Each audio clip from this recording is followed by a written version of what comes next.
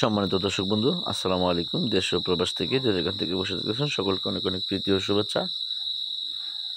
তো মাছ চাষী ও খামারি ভাইয়েরা প্রতিনিয়ত যারা আমাদের ভিডিও দেখে থাকেন বা আমাদের চ্যানেলটি সাবস্ক্রাইব করে আছেন তাদেরকে অসংখ্য ধন্যবাদ।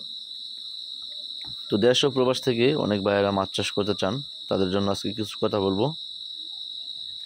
আর অবশ্যই শীতকালে ভিয়েতনামি শোল মাছের পোনা চাষের বিষয়ে কিছু আলোচনা করবো। আশা করি সেই পর্যন্ত সাথে থাকবেন এবং কি ভিডিওটা কেটে কেটে দেখবেন না, পুরো ভিডিও দেখার চেষ্টা করবেন, তাহলে অবশ্যই আপনি বুঝতে পারবেন। শোল মাছ চাষের বিষয়ে ধারণা আপনার হয়ে যাবে ইনশাল্লাহ। মাছ চাষী ও খামারি ভাইয়েরা প্রতিনিয়ত আমরা যারা শোল মাছ চাষ করি হাউজে অথবা চৌবাচ্চায় অথবা পুকুরে যেখানেই চাষ করি, দেখা গেছে সাধারণত শীতকালে মাছগুলিকে ঘাও হয় এবং কি মাছের শরীর অসুস্থ হয়ে যাওয়ার কারণে শোল মাছগুলো টিকাতে পারে না অনেকেই।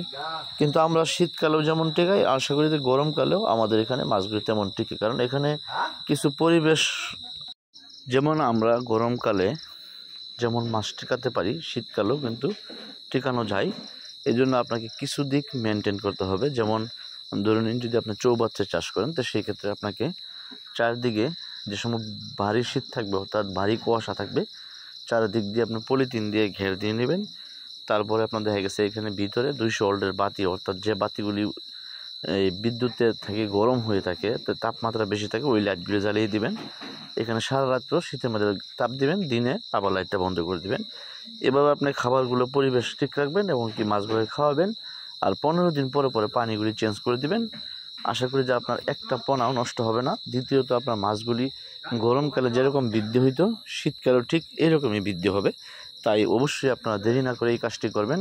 আর যারা পুকুরে রাখবেন তারা পুকুরের পরিবেশটা কি, আপনি যদি ছোটো পুকুর থাকে তো সেই ক্ষেত্রে ছোটো পুকুরের একটু তাপমাত্রা মেনটেনের জন্য যে কোনো একটা আপনি মেশিন কিনে নেবেন, তাপমাত্রা মেনটেন করা যাবে ওইটা দিয়ে ইনশাল্লাহ।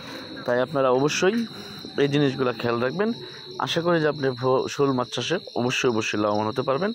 তাই আপনারা আমাদের কাছ থেকে যদি মাছের পোনা সংগ্রহ করতে চান তাহলে আমাদের স্ক্রিনে দেওয়া নাম্বারে কল করতে পারেন, অথবা যদি মাছ চাষ বিষয়ে তথ্য পরামর্শ চান তাও জানতে পারবেন। যদি ভিডিওটি চ্যানেলটা সাবস্ক্রাইব করেন, ভিডিও যদি ভালো লাগে অবশ্যই।